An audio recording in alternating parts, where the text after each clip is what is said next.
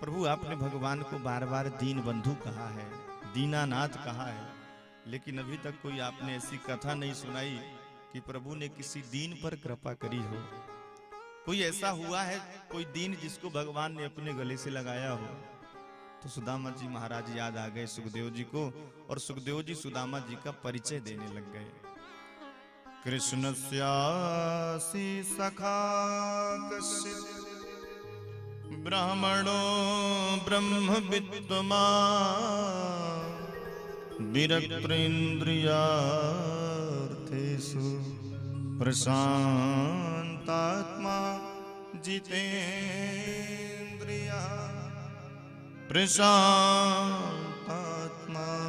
जितेन्द्रियः।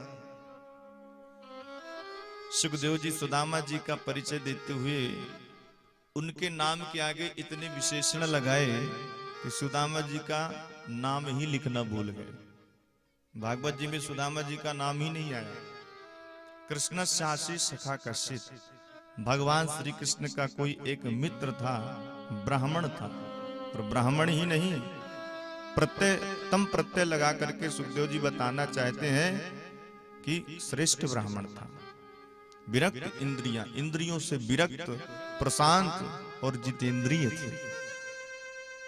सुदामा जी महाराज तो बड़े गरीब तो थे, लेकिन दरिद्र नहीं थे, असंतोषी नहीं थे, क्योंकि भागवतकार की दृष्टि से दरिद्र वही है जो असंतोषी है। घर में धन है पर लालसा रहे कि और आ जाए। जिसको संतोष नहीं है भगवान अपने धन पे, वही तो दरिद्र कहा गया है। सुदामा जी गरीब थे सज्जनों, गरीब कह सकते हैं पर दरिद्र नहीं कह सकते। लेकिन सुशीला को सुदामा जी ने दरिद्र कह दिया। दरिद्रा सीद मानसा वेपमाना विगम्य चा। सुखदेव जी महाराज बड़े स्पष्ट वक्ता हैं, जो जैसा है उसके बारे में वैसा ही लिखा। सुखदेव जी कह रहे हैं कि सुदामा जी की पत्नी थी जिसका नाम था सुशीला। सुशीला को दरिद्र लिख दिया, क्योंकि सुशीला के मन में रहता था कि प्रभु हमारे घर में भी कोई संपत्ति हो जाए, धन हो जाए। सुदामा जी के घर में सज्जनों बड़ी गरीबी थी, बच्चे भी थे, बच्चे बेचारे भूख के मारे तड़पा करते थे। सुशीला के पास आकर के रो रो करके कहते थे, मैया मैया भूख लगी है, भूख लगी है। सुशीला क्या कहे, अब कहाँ पाए भोजन तो ला करके बच्चों को प्रदान करे। कई कई दिन भूखे रहना पड़ता था। सुशीला कह देती, बच्चों आज एकादशी है, इसलिए पानी पी लो और सो जाओ। बच्चे सोते तो ठंड में बड़ी ठंड लगती, तो गरम गरम राख सुशीला उनके शरीर पर जा करके लपेट देती। इतनी गरीबी सुशीला के जीवन में, सुदामा जी के जीवन में, पर सुदामा जी को कभी भी गरीबी पर अफसोस नहीं था, क्योंकि सुदामा जी भिक्षुक हैं, भिखारी नहीं है। भिखारी और भिक्षुक में यही अंतर होता है कि भिखारी भी दरवाजे पर खड़ा रहता है, मांगता है, और भिक्षुक भी मांगता है।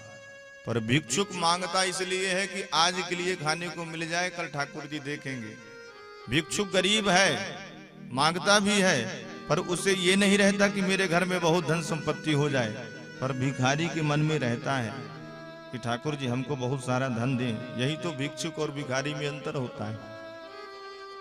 वस्तुतः मांगते तो दोनों ही हैं।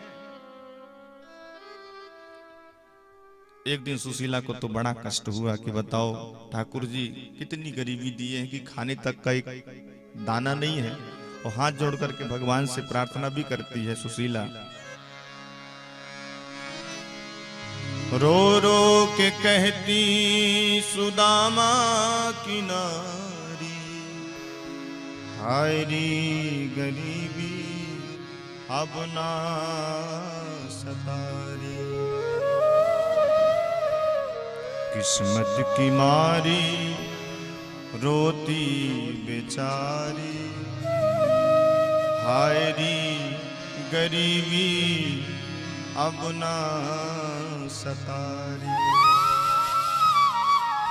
सुशीला के पास एक ही धोती है, आधा उसी को पहन लेती है, स्नान कर लेती है, सुखा करके फिर उसको पूरा पहनती है। वो भी कई जगह से फटी हुई है।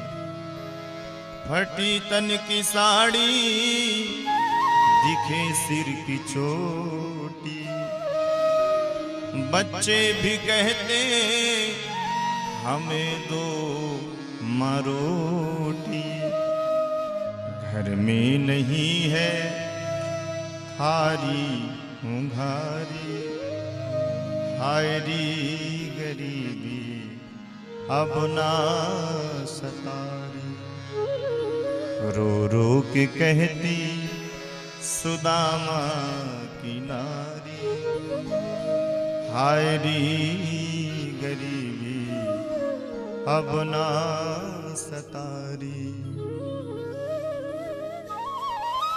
एक दिन की बात, सुदामा जी तो बस बैठे हुए भगवान का भजन कर रहे थे। इतने में एक संत जी पधारे, और ये सज्जनों संत कोई और नहीं, ये द्वारिकाधीश ही एक संत का स्वरूप बना करके आए हैं।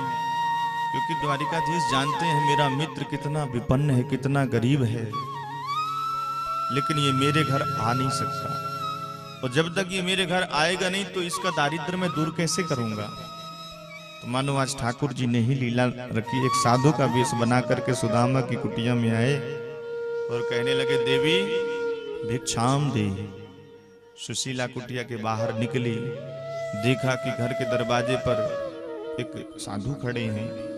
क्या भिक्षा ला करके दूं, मेरे घर में एक अन्न का दाना नहीं है। बाहर निकल करके सुशीला आई और हाथ जोड़कर कह रही है, महाराज मेरे घर में सूतक लगा हुआ है। महात्मा जी ने कहा, सूतक लगा है, किस बात का? महाराज मेरे घर में बेटा का जन्म हुआ है। अच्छा, क्या नाम रखा है बेटे का? सुशीला ने कहा, महाराज दारिद्र देव नाम है उसका। जब से ये बेटा हमारे घर में आया है ना, तब से महाराज देला लेना बंद हो गया। संत जी ने कहा, ओहो ऐसी बात है।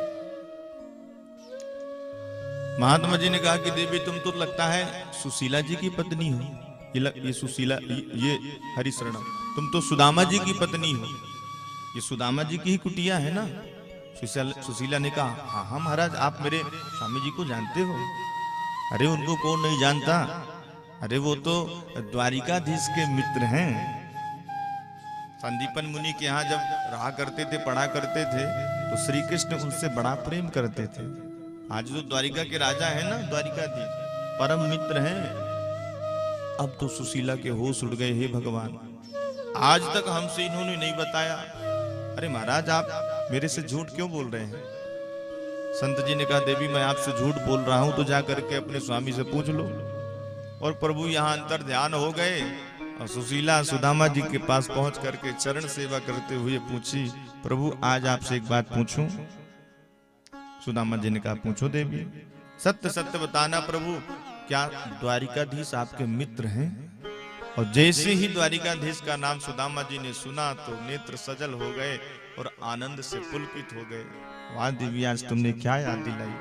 अरे वो मेरा यार ही नहीं, मेरा तो लंगोटिया यार है, मेरा परम मित्र था, बड़ा स्नेह रखता था मेरे से। हम दोनों जब गुरु जी के यहाँ गुरुकुल में रहा करते थे ना,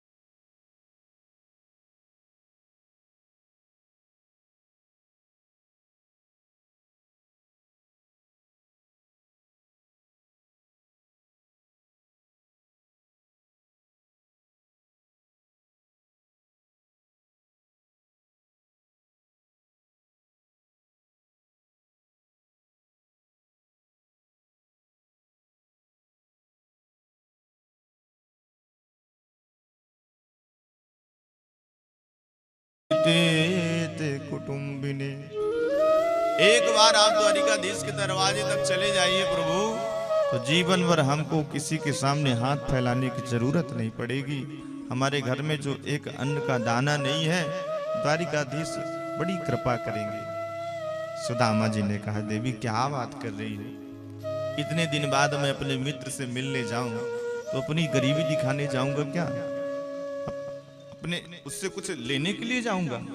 कभी नहीं जाऊंगा देवी। सुशीला तुरंत समझ गई मेरे स्वामी जी बड़े सिद्धांतवादी हैं, लेने देने पर अगर जोर मारा तो कभी जाने वाले नहीं है।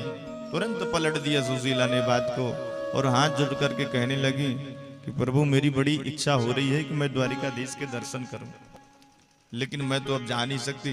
पर मैंने ऐसा सुना है कि पति का किया हुआ धर्म कर्म पत्नी को आधा मिलता है, इसलिए आप सिर्फ द्वारिकाधीश का दर्शन कर जाओ, कुछ लेना देना नहीं, केवल दर्शन कर लेना प्रभु, और दर्शन करके ही आ जाओ, बस मेरी यही इच्छा है।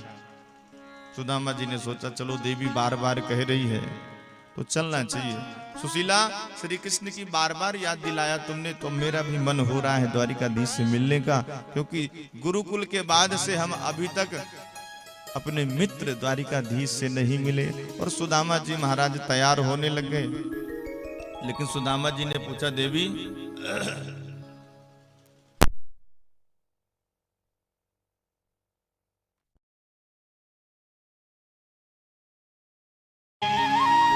विप्रान प्रतुकतंडुला शैलखंडेन तान बद्ध्वा भरते प्रादादुपायनम।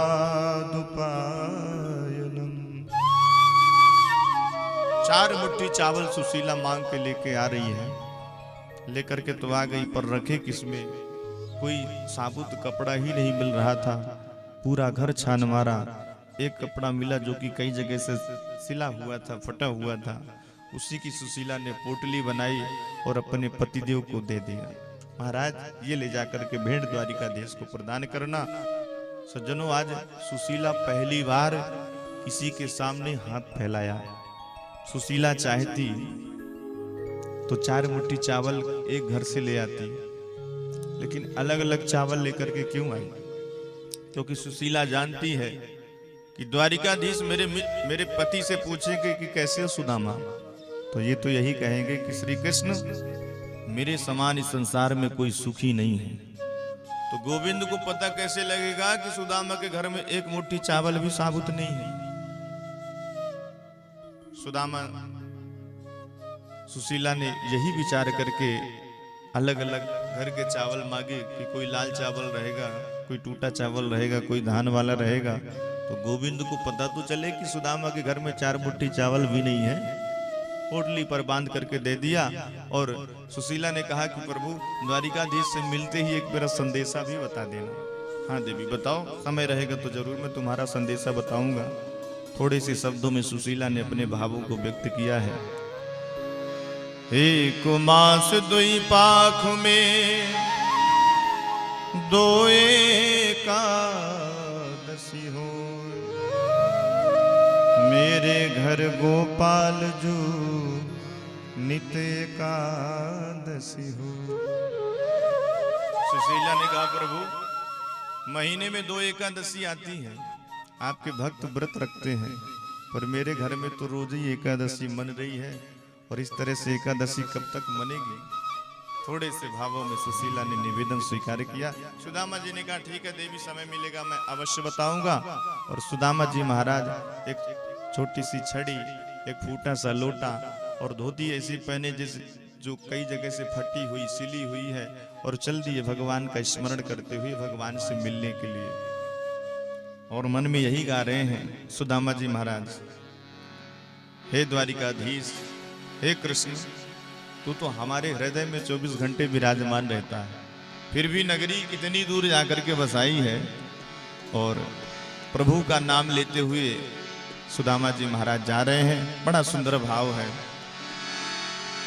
कोई श्याम सुंदर से कह दो ये जाके, कोई श्याम सुंदर से कह दो ये जाके, भूला क्यों दिया हमें अपना बना के, भुला क्यों दिया हमें अपना बना के।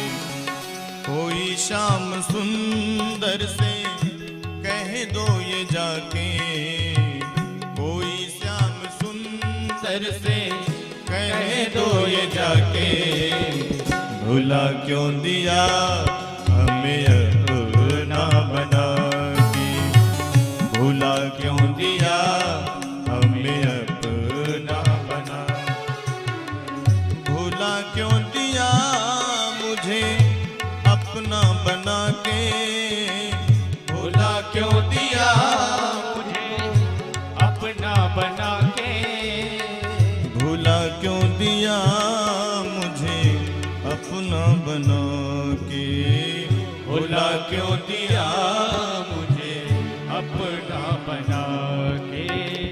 कोई शाम सुंदर से कह दो ये जाके, कोई शाम सुंदर से कह दो ये जाके, भुला क्यों दिया हमें अपना बना के, भुला क्यों दिया हमें अपना बना। हरि बोल।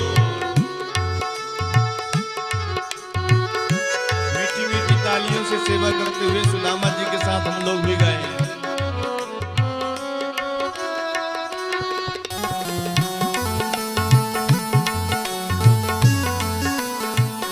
हरि बोल।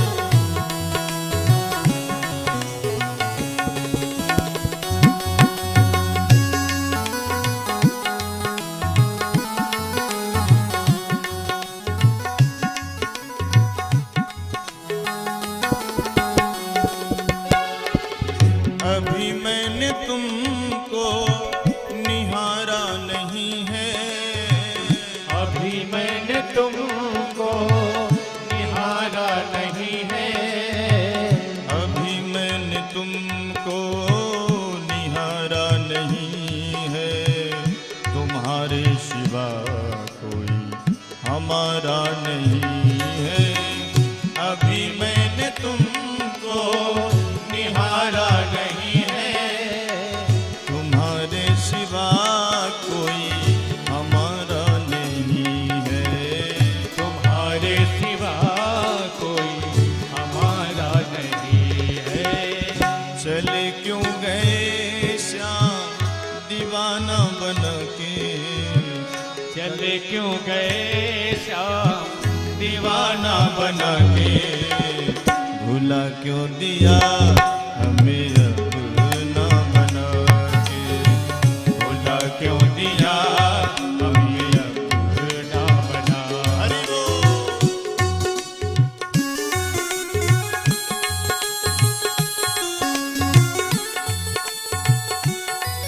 श्री राम है।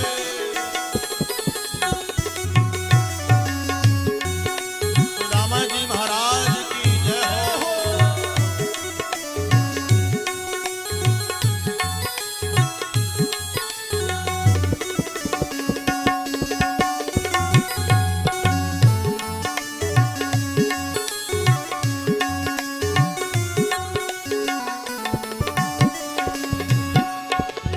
अभी मेरी आँखों में आंसू भरे हैं, अभी मेरी आँखों में आंसू भरे हैं, अभी मेरी आँखों में आंसू भरे हैं, अभी मेरी आँखों में आंसू भरे हैं। जख्म मेरे दिल के अभी भी हरे हैं, जख्म मेरे दिल के अभी भी हरे हैं। चले क्यों गए श्याम बंसी बजा के, चले क्यों गए श्याम बंसी बजा के, भुला क्यों दिया हमें अपना बना के, भुला क्यों दिया हमें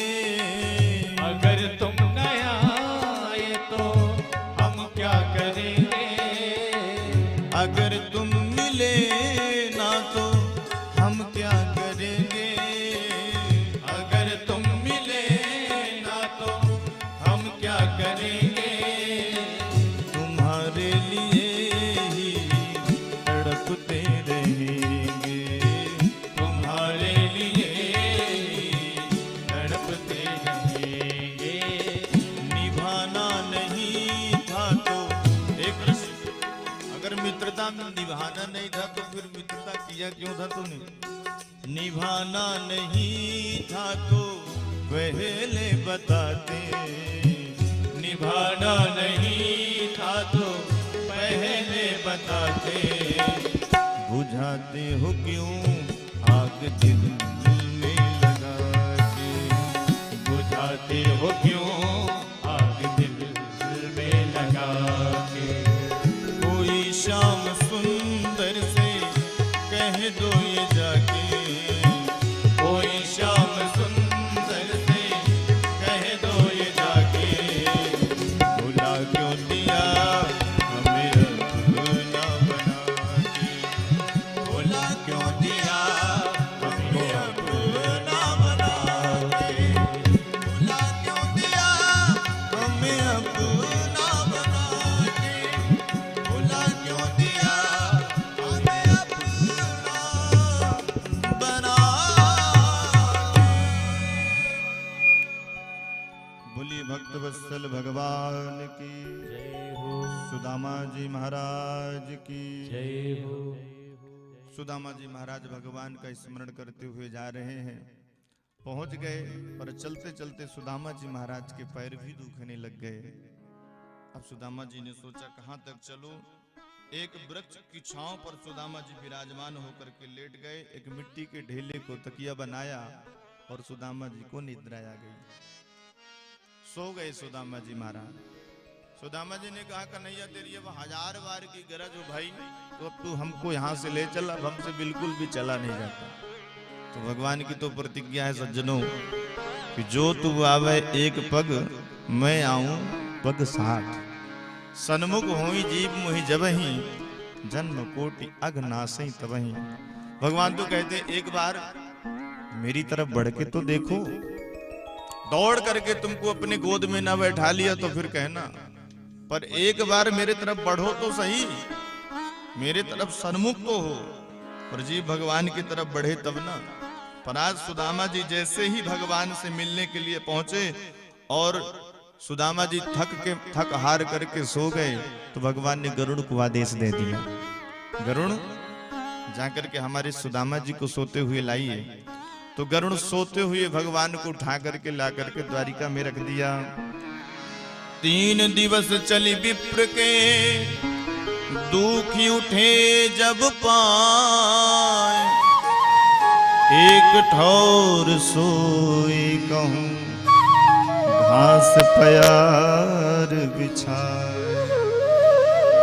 अंतर्यामी आप हरि, जानी भगत की पीर, सोबत ले ठाढ़ो कियो नदी गोमती तीर।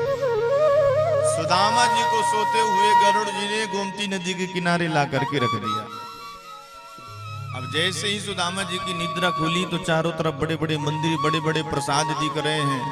जय श्री कृष्ण, जय श्री कृष्ण, जय द्वारिकाधीश की, जय द्वारिकाधीश की ध्वनि सुनाई देती है। सुदामा जी ने सोचा ये हम सोए कहाँ थे और उठ कहाँ गए। एक राहगीर से पूछा, भैया यहाँ से अभी द्वारिका नगरी कितनी दूर है। राहगीर नीचे से ऊपर तक देखा, महाराज द्वारिकापुरी में तो खड़े हो। ओहो, हम द्वारिकापुरी पहुंच गए क्या? हाँ, आप द्वारिकापुरी पहुंच गए महाराज। अच्छा भैया तो जल्दी से बताते यहाँ पर हमारे कन्हैया को घर कहाँ मिलेगा। राहगीर ने कहा, महाराज जी कन्हैया कौन है? गली नंबर, मकान नंबर, वार्ड नंबर बताओ तो पूरा एड्रेस दो। सुदामा जी ने कहा, अब उसका पूरा एड्रेस तो हमको पता नहीं, पर वैसे उसका नाम श्री कृष्ण चंद्र है, हम लोग तो प्यार से कन्हैया कहते हैं। राहगीर अचंभित रह गया। अरे महाराज, आप हमारे स्वामी का नाम, आप हमारे महाराज का नाम इस तरह से लेते हो, ऐसे थोड़ी लिया जाता है। सुदामा जी ने कहा, भैया कैसे लिया जाता है? राहगीर ने कहा, उनका नाम बड़े अदब से लिया जाता है, कई विशेषण लगाए जाते हैं उनके नाम के आगे। अच्छा भैया तो तू बता कैसे लिया जाता है? उसने कहा, श्री श्री 1008 श्री श्री धर्म सम्राट गो विप्र पालक छत्रपति श्री कृष्णचंद्र जी महाराज। जब इतना लंबा चौड़ा नाम उस राहगीर के मुख से सुदामा जी ने सुना तो सुदामा जी ने कहा, भैया बड़ा लंबा चौड़ा कारोबार हो गया इसका तो। अरे जब हमारे साथ पढ़ा करता था तो हम लोग इसको कन्हैया कन्हैया कहा करते थे। अच्छा तू अब तो समझ गया मैं किसकी बात कर रहा हूँ, ये बता उसका घर कहाँ है। राहगीर ने कहा महाराज जी जितने बड़े बड़े महल आप देख रहे हो ना, ये सारे के सारे महल उन्हीं के हैं। जगमगाता हुआ बढ़िया पताकों के द्वारा ये जो आपको दिख रहा है ना, ये रुक्मणी मैया का महल है। चले जाइए, भगवान ज्यादा समय यहीं बिताते हैं। सुदामा जी ने कहा ठीक है। सुदामा जी महाराज जैसे ही भगवान की देवड़ी पर पहुंचते, उसे भागवत में तो वर्णन है, इनको शांत करिए नहीं पीछे भगाइए। बोलिए भक्त वत्सल भगवान की जय हो। भागवत में तो वर्णन आता है कि सुदामा जी महाराज सीधे भगवान के अंतःपुर तक पहुंच गए, किसी ने रोका टोका नहीं। लेकिन ब्रज के एक संत हुए नरोत्तम दास जी महाराज, बड़ा सुंदर उन्होंने भाव रखा है। आइए उनके भाव का दर्शन करते हुए चलते हैं। सुदामा जी महाराज जैसे ही देवड़ी पर पहुंचते तो जो दो द्वारपाल खड़े थे, पहले तो सुदामा जी को प्रणाम किया, पूछा महाराज ब्राह्मण देवता कहाँ से आए हो, किससे मिलना है। तो सुदामा जी ने कहा हमको द्वारिकाधीश से मिलना है, श्री कृष्ण से जाकर के कह देना कि उनका मित्र सुदामा आया हुआ है। हाथ जोड़ करके सैनिकों ने कहा, द्वारपालों ने कहा महाराज हम जानते हैं हमारे प्रभु के ऐसे ही मित्र हुआ करते हैं, आप तनिक ठहरिए विश्राम करिए यहाँ पर। वैसे ब्राह्मण संतों के लिए कभी भी आज्ञा लेने की जरूरत नहीं है, पर अभी अभी हमने सुनी खबर कि प्रभु भोजन करके विश्राम की तरफ जाने वाले थे, तो थोड़ा सा हम देख करके आते हैं कि भगवान आपसे मिल सकते हैं कि नहीं। द्वारपाल गया है और भगवान को संदेशा सुनाने के लिए, पर प्रभु तो पहले से ही सब कुछ जानते हैं कि मेरा मित्र आ रहा है।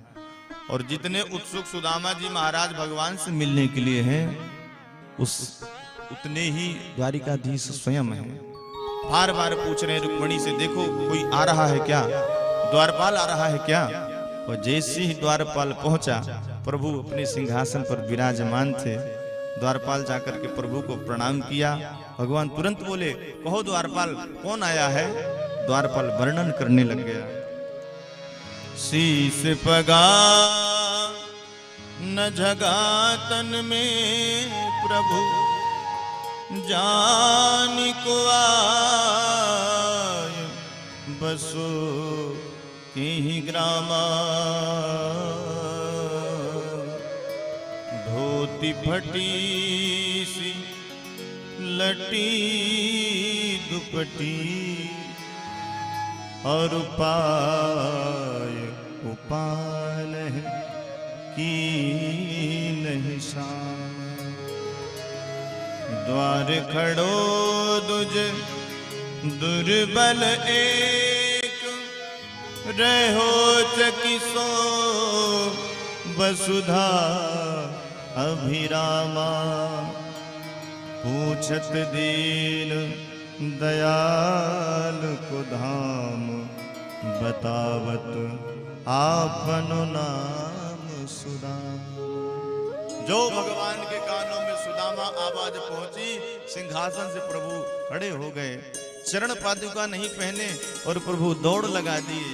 7 देवड़ी पार करना पड़ता है, मैंने देवड़ी पहुंचते हुए दौड़ते हुए प्रभु दास दासी से टकराते हुए जा रहे हैं।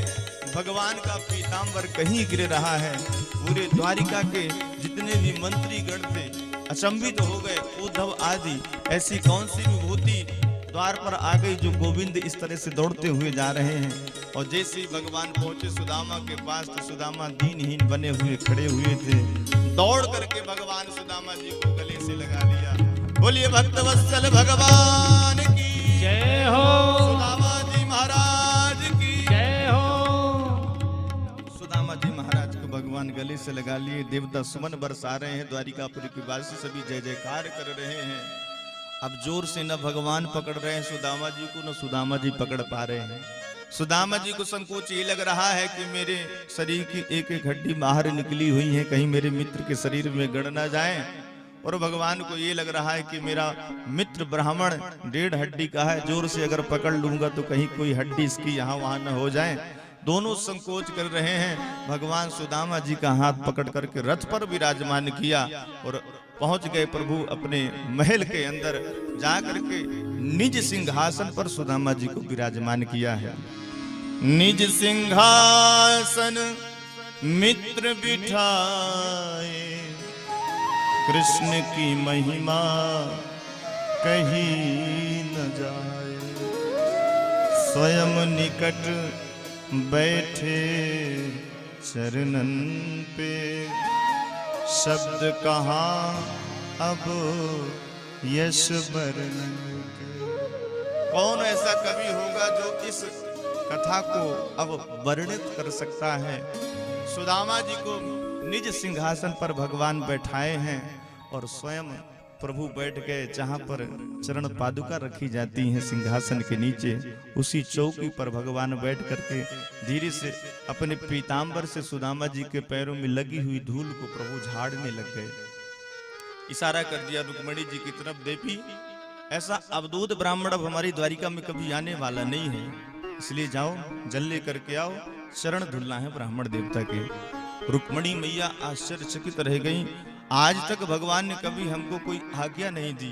हजारों सैकड़ों दास दासियां सब खड़े रहते हैं एक आज्ञा पाने के लिए प्रभु के, कि एक बार भगवान हमको कुछ आज्ञा प्रदान कर दें, लेकिन आज सीधे रुक्मणी को कहा गया है जल लेने के लिए। रुक्मणी भागी भागी गई हैं जल लेने के लिए। इधर भगवान पीतांबर से धूल झाड़ते झाड़ते प्रभु का हाथ अचानक सुदामा जी के तलवों पर गया, और जैसे ही तलवों पर गया सज्जनों, भगवान ने देखा कि सुदामा जी के पैरों में कई कांटे लगे हुए हैं, फफोले पड़े हुए हैं। एक एक कांटे को भगवान निकाल रहे हैं। जैसे ही कोई कांटा निकलता है रुधिर की धार बहने लग जाती है। आज सुदामा जी की इस स्थिति को देख करके भगवान बड़े करुणाब्ध हुए और भगवान के नेत्रों से आज अश्रुपात होने लगा। ऐसे भी हाल बिमाइन के, पग कंटक जार लगे पुनि जोए।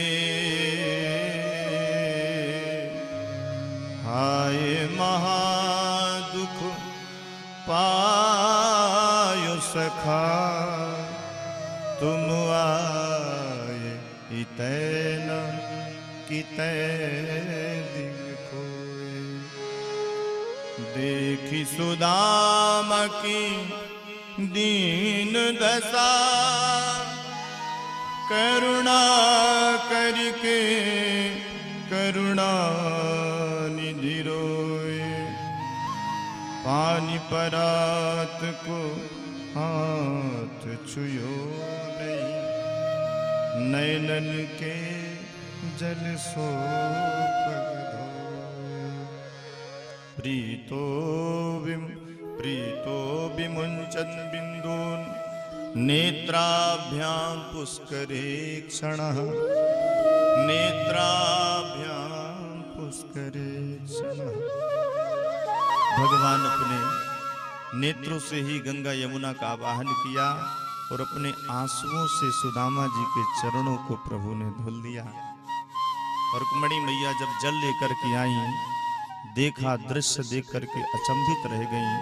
ये कौन सा अवधूत है कि मनेन कृतम पुण्यम अवधूतेन भिक्षुणा, श्रियाहीनेन लोकेस्मिन् गर्हितेनाधमेन वा। इस अवधूत ने ऐसा कौन सा पुण्य किया होगा कि त्रिलोकीनाथ आज इनके चरणों के नीचे बैठे हुए हैं और अपने आंसुओं से चरणों को धुल रहे हैं। सुखदेव बाबा परीक्षित का ध्यान आकर्षित करते हुए कहते हैं कि राजन, अग्रहीत सिरसा राजन भगवान लोक पावना। जिन भगवान का नाम भक्तों को पावन कर देता है, आज वही प्रभु कह रहे हैं रुक्मणी आज मैं पवित्र हो गया। सुदामा जी के चरणोदक को सिर पर छिड़क करके कहते हैं रुक्मणी आज मैं पवित्र हो गया। धन्य है भगवान की भक्तल वत्सलता, ब्राह्मणों के चरणों का प्रेम ठाकुर जी का धन्य है।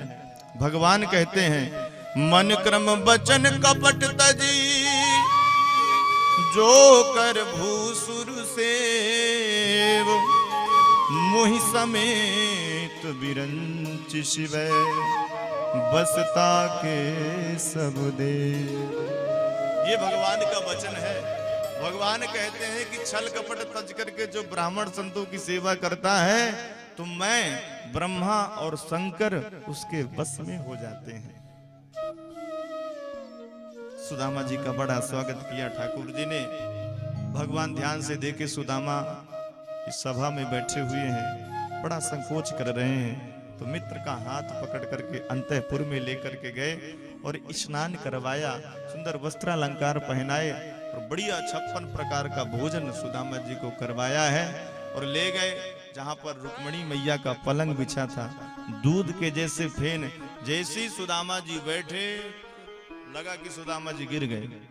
सुदामा जी बढ़िया लेट करके आराम करने लग गए और भगवान सुदामा जी के चरणों को दबाने लग गए।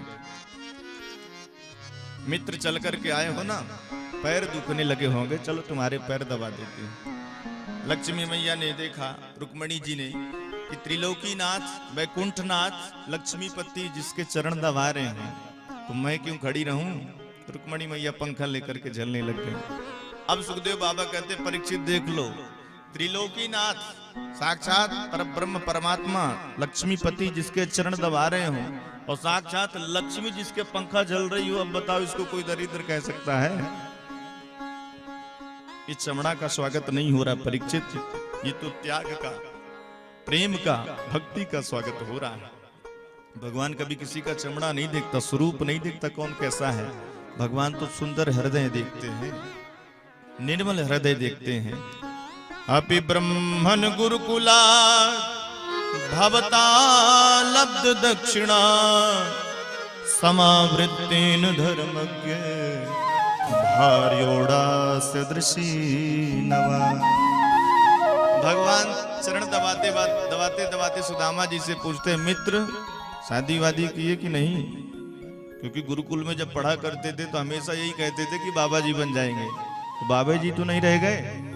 सुदामा जी मुस्कुरा कर बोले, मित्र शादी वादी किए हैं, वैसे मन तो नहीं था पर माता पिता के दबाव में आकर के करना पड़ा। और तेरी भाभी का नाम सुशीला है, कन्हैया जैसा उसका नाम वैसा उसका काम। और एक बात बताऊं, उसी ने प्रेरित करके तेरे पास मेरे को भेजा है। अच्छा भाभी जी ने भेजा है आपको? हो तब तो भाभी जी ने हमारे लिए भी कुछ भेजा होगा।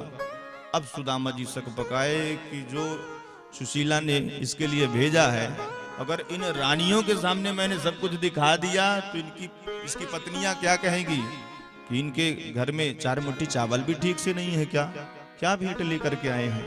सुदामा जी थोड़ा संकोच करने लगे और मना कर दिया, मित्र मैं कुछ नहीं लेके आया, कुछ नहीं भेजा है सुशीला ने। भगवान बोले, मित्र झूठ क्यों बोल रहे हो, लाए हो तो ला करके दे दो, पा लेते हैं हम बढ़िया। सुदामा जी ने कहा, हमने मना कर दिया ना कि कुछ नहीं लाए हम। भगवान बार बार प्रेरित कर रहे हैं और सुदामा जी यहाँ वहाँ की बात करने लग जाते हैं। अरे कन्हैया जब हम लोग गुरुकुल में रहा करते थे ना तो एक दिन कितना आंधी तूफान आया था और कितना हम दोनों वृक्ष में चढ़ गए थे, कितना बारिश हो रही थी। तो भगवान ने चुटकी लेते हुए कहा कि सुदामा जी उस बारिश में आपके दांत भी बहुत जोर से कटकटाए थे। सुदामा जी ने सोचा ये तो दूसरी पोल पट्टी खोलने लग गया भाई। फिर सुदामा जी बात को पलटे। अब भगवान यहाँ वहां की बात करके फिर से आए कि पहले ये बताओ भाभी जी ने क्या भेजा है। सुदामा जी ने कहा, मित्र कन्हैया तुम जिस बात पे अड़ ना जाओ उसको पूरी करे बिना छोड़ते नहीं हूं। अरे जब हमने मना कर दिया कुछ नहीं भेजा तो क्या दें तुमको। भगवान मुस्कुरा करके बोले, लगता है मित्र तुम मेरे स्वभाव को भूल रहे हो। एक बार मैं अपना स्वभाव याद दिलाऊं, क्या है मेरा स्वभाव। भगवान अपना स्वभाव बताते हैं। पत्रम पुष्पम फलम तोयम यो मे भक्त्या प्रयच्छति, यो मे भक्त्या प्रयच्छति। भगवान कहते हैं, मित्र मेरा स्वभाव यह है कि मेरा भक्त प्रेम से मेरे को एक पत्ता दे। पत्ते का नाम नहीं लिया भगवान ने यहाँ पर, कोई भी पत्ता होना चाहिए, कोई भी फल होना चाहिए, कोई भी पुष्प दे दो आप। अगर पत्र पुष्प फल कुछ नहीं मिले तो एक अंजलि प्रेम से भगवान को जल ही प्रदान करो, भगवान उसी में प्रसन्न हो जाते हैं। भाव का भूखा हूं मैं, भाव ही एक सार है, भाव से भजता जो मुझको उसका बेड़ा पार है। कन्हैया ने भगवान सुदामा जी ने कहा कन्हैया तू चाहे जितने प्रवचन सुना ले भैया, मैंने कुछ नहीं लाया, क्या ला करके दूं तुमको। अब भगवान चरण दबा रहे हैं, अचानक कन्हैया ने देखा कि सुदामा जी का ये जो हाथ है थोड़ा सा उठ रहा है, फूला फूला दिखाई देता है। भगवान ने कहा कन्हैया, भगवान ने कहा कि सुदामा ये तुम्हारे हाथ को क्या हो गया। अब सुदामा जी सकपकाए कि अब तो ये पकड़ लिया। मित्र तू मेरे पास बिल्कुल नहीं आना, ये मेरा हाथ थोड़ा दर्द करने लगा था, दर्द के कारण सूजन हो गई है। भगवान ने कहा दर्द कर रहा है हाथ और दबा हम रहे हैं पैर, लाओ 1 मिनट में ठीक किए देते हैं। और दौड़ करके भगवान जैसे ही सुदामा का हाथ पकड़े, सुदामा जी भागने की कोशिश किए तो पकड़ करके जकड़ करके भगवान जैसे ही खींचे हाथ को तो पोटली नीचे गिरी। भगवान हाथ में पोटली को ले लिए और जैसे ही पोटली को प्रभु ने खोल करके देखा तो उस पोटली पर कोई टूटा चावल, कोई लाल चावल, कोई धान वाला चावल। भगवान के नेत्रों से अश्रु आ गए कि मेरे मित्र के घर में 4 मुट्ठी चावल भी नहीं है साहब। उठाया 1 मुट्ठी प्रभु और पाने लग गए और प्रतिज्ञा करी, इति मुष्टिम स्रकत जगद्वा द्वितीयाम जगमुमा ददे ताव श्री जग्रहे हस्तम तत्परा परमे स्थितः। 1 मुट्ठी चावल पा करके प्रभु मन ही मन विचार कर रहे हैं कि जो सुख इंद्र को प्राप्त होता है, स्वर्ग के राजा को जो सुख प्राप्त होता है, जो वैभव प्राप्त होता है, जो सुख एक धरती के सम्राट को प्राप्त होता है, आज मैं वही सुख अपने मित्र सुदामा को प्रदान करता हूँ। बोलिए भक्तवत्सल भगवान की जय हो। दूसरी मुट्ठी उठाया प्रभु ने और अपना वैकुंठ भी देने जा रहे थे। उसी समय रुक्मणी मैया ने हाथ पकड़ लिया। क्या कर रहे हो महाराज, ब्राह्मण के ऊपर बहुत बरस रहे हो, आज वैकुंठ दान में दे दोगे सुदामा को तो खुद सुदामा बनना है क्या, कहां रहोगे स्वयं। ये अंदर का भाव और बाहर का भाव यह है, रुक्मणी मैया कहती हैं कि संत का प्रसाद अकेले अकेले कब कर जाओगे, हम लोगों को भी तो प्रदान करो। तो भगवान के हाथ से रुक्मणी मैया चावल जो भी बचे थे छुड़ा करके ले गई और सभी रानियां मिलजुल करके चावल के कणों को एक एक कण बांट करके और संत का प्रसाद पाया है। भक्त वत्सल भगवान ने आज सुदामा को निहाल कर दिया, सुदामा जी को पता भी चलने नहीं दिया और सब कुछ प्रदान कर दिया सुदामा जी महाराज को। बोलिए भक्त वत्सल भगवान की, सुदामा जी महाराज की जय हो। सुदामा जी 3 दिन तक द्वारिका में रहे। प्रातः काल हुआ, वो कहने लगे मित्र अब हमको चलना चाहिए। कन्हैया ने रोका भी नहीं, मित्र हमारा जा रहा है तो रोकना ठीक भी नहीं है, क्योंकि टोका टाकी कौन करे। भगवान ने कहा ठीक है मित्र, अगर आप जाना चाहते हैं तो आप जाइए, अब आपको कौन रोक सकता है। तैयार होकर के सुदामा जी चलने लग गए। अब चूंकि यद्यपि सुदामा जी के हृदय में तो ऐसी कोई बात नहीं थी कि कन्हैया हमको दे, और ना कुछ लेने के लिए ही सुदामा जी आए थे, फिर भी ब्राह्मण का बेटा तो होता है जिसके घर में जाकर के भोजन करता है तो थोड़ा सा तो रहता कि दक्षिणा भी मिलेगी हमको भोजन के बाद। तो सुदामा जी ने सोचा हो सकता है चलते चलते कोई एक लिफाफा ला करके दे दे। तो भगवान से कहते हैं सुदामा जी मित्र अच्छा अब हम चलते हैं। भगवान ने कहा ठीक है मित्र चलिए, अब क्या कहें, अब बात रुकने की तो बात है ही नहीं है, अब आप रुकोगे ही नहीं, इसलिए ठीक है चलिए। सुदामा जी थोड़ी दूर गए तो तुरंत द्वारिकाधीश ने बुलाया मित्र। अब सुदामा जी सोचे कि हो सकता भूल गया हो लिफाफा देना, शायद लिफाफा ला करके दे। तो भगवान मुस्कुरा करके बोले मित्र अब अगली बार आना तो भाभी जी को साथ लेकर के आना। सुदामा जी ने कहा ये कोई बात होती। सुदामा जी मुस्कुरा करके फिर चल दिए। जब कुछ दूर और गए तो भगवान पुनः बुलाया मित्र थोड़ा सा इधर आना। अब सुदामा जी सोचे कि हाँ अब तो कुछ न कुछ विदा ही देगा ही। सुदामा जी आए, भगवान मुस्कुरा करके बोले ये जो वस्त्र हमारे आप पहने हो इनको उतारो और अपनी फटी वाली धोती पहन के जाओ। अब सुदामा जी ने सोचा लिया दिया कुछ नहीं, जो भी दिया वो भी ले लिया। अरे भाई ये तो बड़ा कंजूस निकला, चलो कोई बात नहीं, हमको तो कुछ चाहिए नहीं, मित्र ने हमको इतना सम्मान दे दिया, ये कम है क्या। सुदामा जी महाराज भगवान की वो धोती वो अंग वस्त्र उतार के अपनी फटी वाली धोती पहन करके चल दिए भगवान नाम स्मरण करते हुए। लेकिन ये व्यवहार रुक्मणी मैया को बिल्कुल ठीक नहीं लगा। हाथ पकड़ करके आंख दिखा करके डांटने लगी, क्यों जी तुम्हारे घर में वस्त्रों की कमी है क्या? अरे एक अपने मित्र को तुमने वस्त्र दे ही दिया था, ले जाने देते। भगवान मुस्कुरा करके रुक्मिणी का हाथ पकड़े और अटारी पर चढ़ करके आए महल के ऊपर। और भगवान ने कहा, देखो सुदामा जी महाराज द्वारिका में जब से आए थे ना, तो पूरे द्वारिका में खबर हो गई थी कि एक विपन्न ब्राह्मण हमारे द्वारिका में आया है। और देखना जब ये जाएगा तो भगवान रथों पर माल खजाना भर करके इसको देंगे। और जैसे ही सुदामा जी जिस स्थिति में आए थे और उसी स्थिति में जाते हुए सभी द्वारिका के लोगों ने देखा तो सबकी आंखें फटी की फटी रह गई। आज तक हमने ऐसा नहीं देखा, कभी कोई संत ब्राह्मण आते थे तो बहुत सारा माल खजाना लेकर के जाते थे, पर ये विपन्न ब्राह्मण जैसे आया वैसे ही जा रहा है। भगवान रुक्मिणी से बोले, देखा देवी, अगर मैं अपने मित्र को एक वस्त्र भी प्रदान कर देता तो द्वारिका के लोग यही कहते कि चलो भगवान ने एक वस्त्र तो दिया, और मैं अपने मित्र को दिखा करके कुछ देने वाला नहीं हूं, क्योंकि मैं तो छुपा करके देखता हूं। मनुष्य की आदत है दिखा करके देने की। हम लोग एक लिफाफा भी देते हैं तो उसमें लंबा चौड़ा अपना नाम लिख करके देते हैं, फलाने से हमने दिया। मंदिर बनवाए तो उसमें लंबी चौड़ी प्लेट, मूर्ति से बड़ी प्लेट अपनी लगवा देते हैं कि हमने बनवाया। तो नाम हम लोग करते हैं, भगवान कभी नाम नहीं करते। फैलाया हाथ है आकर जो तेरे दरबार में, भगवान के दरबार में जो कोई हाथ एक बार फैलाता है तो भगवान उसकी झोली भर देते हैं, कभी झोली खाली नहीं छोड़ते। तुझे देते नहीं देखा मगर झोली भरी देखी, ये भगवान का स्वभाव है, कभी दिखा करके नहीं देते। सुदामा जी महाराज सुंदर भगवान नाम संकीर्तन करते हुए जा रहे हैं और यही विचार करते हुए जा रहे हैं कि मित्र कितना मेरा सम्मान किया तूने, अरे मैं कहाँ पापी, मैं कहाँ दरिद्र, पर श्री कृष्ण ने मेरा कितना स्वागत किया। क्वाहम दरिद्र पापिया क्व कृष्ण श्रीनिकेतन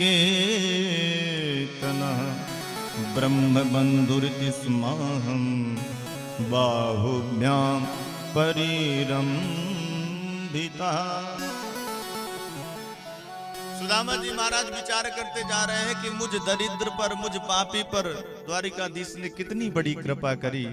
बहुत अच्छा किया जो मेरे को धन नहीं दिए, क्योंकि धन और सम्मान जब एक साथ मिलते हैं ना तो बुद्धि बिगड़ जाती है।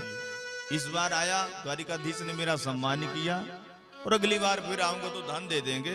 बहुत अच्छा किया जो मेरे को धन नहीं दिया, क्योंकि अधनोयम धनम प्राप्त मादन्नुच्चै नमस्मरे इति कारुणिको नूनम धनम में भूरिना ददा। बहुत बढ़िया किया जो मुझे धन नहीं दिया प्रभु ने। यही विचार करते हुए भगवान का स्मरण करते हुए सुदामा जी पहुंच गए अपनी नगरी। और जैसे ही अपने नगर में पैर रखा तो देखा तो नगरी की तो कायाकल्प हो गई थी भाई।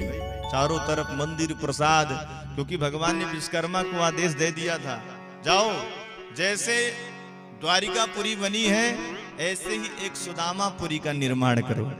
विश्वकर्मा जी ने बढ़िया सुदामापुरी का निर्माण कर दिया। सभी के महल प्रसाद, बड़े बड़े मंदिर खड़े हुए हैं। और सुदामा जी पहुंचे जहां पर उनकी कुटिया थी। मंदिर देख करके सुदामा जी तो अचंभित रह गए कि भाई हमारा घर कहाँ गया, हमारी झोपड़ी कहाँ गई और हमारी ब्राह्मणी कहाँ गई। झोपड़ी तो ठीक है फिर बना लेंगे, पर ब्राह्मणी अब कहाँ मिलेगी। सुदामा जी यही विचार करने लगे, डरने लगे बेचारे। सुदामा मंदिर देख डरे, सुदामा मंदिर देख डरे, सुदामा मंदिर देख डरे, सुदामा मंदिर देख डरे। यहाँ तो थी मेरी टूटी झोपड़िया, यहाँ तो थी मेरी टूटी झोपड़िया, कंचन महल खड़े सुदामा, कंचन महल खड़े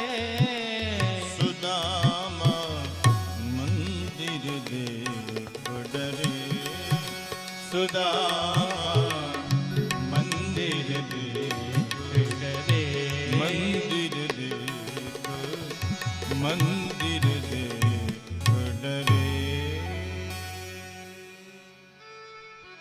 सुदामा जी देख देख करके आश्चर्यचकित हो रहे हैं कि हमारी झोपड़ी कहाँ गई है। ओ, लगता है किसी सेठ जी ने हमारी झोपड़ी को आग लगवा करके महल बनवा लिया। चल करके पूछूं ये द्वारपालों से, क्यों भैया ये किनका मकान है? तो द्वारपाल ने कहा ये सुदामा जी का मकान है। अब सुदामा जी सक पकाए, ये हमारा मकान कैसे हो सकता है? ओ, लगता है कोई सुदामा नाम के सेठ ही रहे होंगे। अच्छा भैया, सेठ जी से हमको मिलना है, कहाँ है? द्वारपाल ने कहा कि कोई सेठ जी नहीं है, ये तो सुदामा ब्राह्मण हैं, आजकल द्वारिकापुरी गए हैं अपने मित्र से मिलने के लिए। अब सुदामा जी की आंखें खुली, ओ, ये हमारा महल कैसे हो गया? सुदामा ने सोचा कर ये हमारा महल होगा तो हमारी ब्राह्मणी तो होगी। अच्छा भैया, सुदामा जी की पत्नी कहाँ है? द्वारपाल ने बताया भीतर है महल में। अच्छा, जाकर के उनको संदेशा बताना कि एक विपन्न ब्राह्मण उनसे मिलने आया है। द्वारपाल ने जाकर के सुशीला से बताया, महारानी जी एक गरीब ब्राह्मण आपके महल का चक्कर लगा रहा है। सुशीला को समझते देर नहीं लगा, हो मेरे स्वामी जी द्वारिकाधीश से मिल करके आ गए। 16 श्रृंगार करके बढ़िया सज धज करके चांदी की थाली लेकर चमचमाती हुई आरती लेकर के दास दासियों से घिरी हुई सुशीला महल के बाहर जैसे ही आई और जो सुदामा जी ने देखा, ओ ये कौन सी महारानी है, ये तो मेरी सुशीला नहीं है। भागने लग गए सुदामा जी महाराज, और जैसे ही भागते हुए देखा सुशीला ने आवाज लगाई, अरे महाराज कहाँ जा रहे हो? ऐसे मित्र से मिलने गए कि मेरे कोई भूल गए? अरे मैं आपकी पत्नी हूँ सुशीला। और जब आवाज पहचानी सुदामा जी तो करीब आए और नीचे से ऊपर तक सुशीला को देखने लग गए। अरे सुशीला, इतनी धन संपत्ति, महल अटारी, सोने की थारी, इतनी महंगी महंगी साड़ी, ये सब तेरे को कहां से मिल गया? सुशीला मुस्कुरा करके बोली, वो सब टेढ़ी टांग की कृपा है। गोविंद से आपको चाहिए था दर्शन, मुझे चाहिए था धन, तो मुझे तो धन मिल गया और आपको दर्शन मिल गया। अब सुदामा जी सारी स्थिति समझ गए। ओ सुशीला, समझ गया मैं, ये जो नटखट घनश्याम है ना, वास्तव में जैसा इसका नाम वैसा इसका काम है। मेरे हाथ में एक फूटी कौड़ी नहीं रखी इसने, पर देख तो आकर के कितना साम्राज्य खड़ा कर दिया यहाँ पर। जैसे घनश्याम रात्रि में पानी गिरा करके किसानों के खेतों में चले जाते हैं, वैसे हमारा श्याम सुंदर है, कभी किसी को दिखा करके नहीं देता। और सज्जनों, वास्तव में भगवान की कृपा कभी दिखा करके नहीं होती। भगवान कभी बताते नहीं है कि देखो ये मेरी कृपा है, लेकिन अनुभव करना चाहिए भगवान की कृपा का कि ठाकुर जी की ही ये कृपा है। हर कार्य में यही सोचना चाहिए कि भगवान की ही कृपा है। सुदामा जी महाराज और सुशीला दोनों आनंद से भगवान का भजन करते हुए रहने लग गए। दोनों दाम्पत्य सुंदर भगवान की संपत्ति का भगवान को ही भोग लगा करके उसका पालन पोषण कर रहे हैं, उसका भोग कर रहे हैं और मन ही मन यही गा रहे हैं। और हम सबका भी यही भाव होना चाहिए, प्रभु ये जो भी संपत्ति है सब आपकी है, हम तो आपके नौकर हैं, मुनीम हैं जो इसकी देख रेख कर रहे हैं। बस यही मन में विचार होना चाहिए। तो सुदामा जी के साथ आइए 2 मिनट हम लोग भी इस गीत को गुनगुनाएं और इसके पश्चात आगे की कथा को श्रवण करेंगे। मुझे तुमने दाता बहुत कुछ दिया है। हमेशा भगवान को धन्यवाद देना चाहिए, स्थिति परिस्थिति चाहे जैसी हो। मुझे तुमने दाता बहुत कुछ दिया है, तेरा शुक्रिया है, तेरा शुक्रिया है। मुझे तुमने दाता बहुत कुछ दिया है, तेरा शुक्रिया है, तेरा शुक्रिया है।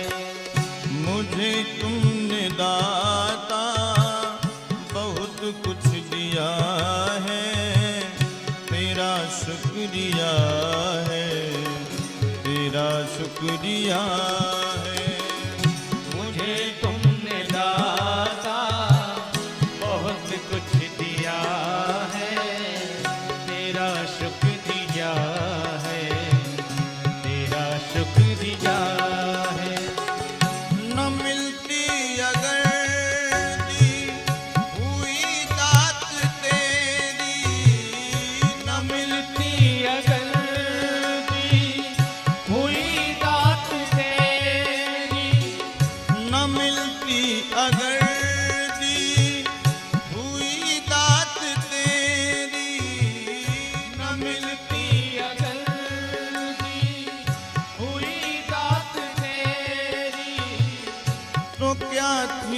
जमाने में औकात मेरी, तो क्या थी जमाने में औकात मेरी।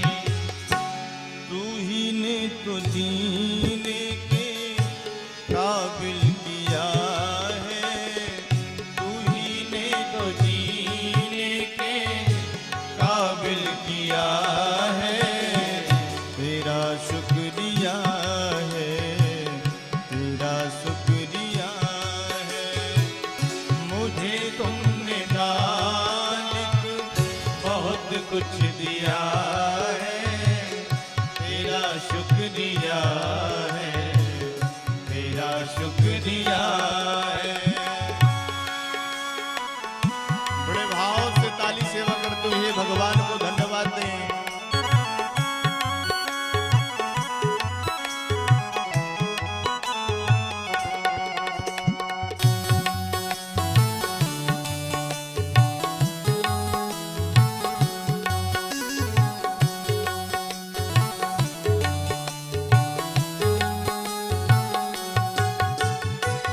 सुना है मुझे है सहारा तेरी बंदगी का, मुझे है सहारा तेरी बंदगी का। मुझे है सहारा तेरी बंदगी का। मुझे है सहारा तेरी बंदगी का। है जिस पर गुजारा मेरी जिंदगी का, है जिस पर गुजारा मेरी जिंदगी का। मिला जो भी मुझको, सदैव यही भाव होना चाहिए। मिला जो भी मुझको तुम ही से मिला है, मिला जो भी मुझको तुम ही से मिला है। तेरा शुक्रिया है, तेरा शुक्रिया है। मुझे तुमने मालिक बहुत कुछ दिया है, तेरा शुक्रिया है, तेरा शुक्रिया है।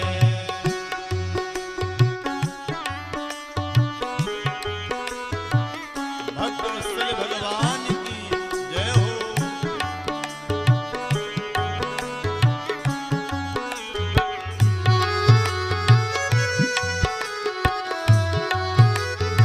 श्री राधे।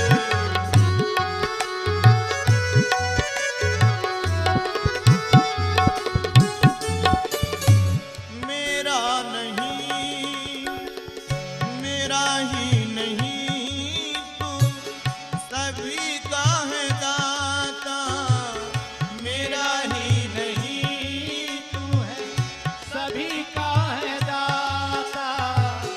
मेरा ही नहीं तू सभी का है दाता। मेरा ही नहीं तू सभी का है दाता। तू ही सबको देता और तू ही दिलाता।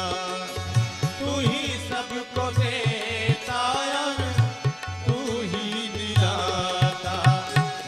तेरा ही दिया मैंने आया पिया है। तेरा ही दिया मैंने खाया पिया है। तेरा शुक्रिया है, तेरा शुक्रिया है। मुझे मेरे मालिक बहुत कुछ दिया है। तेरा शुक्रिया है, तेरा शुक्रिया है। ओ तेरा शुक्रिया है, तेरा शुक्रिया है। तेरा शुक्रिया है, तेरा शुक्रिया है। तेरा शुक्रिया है, तेरा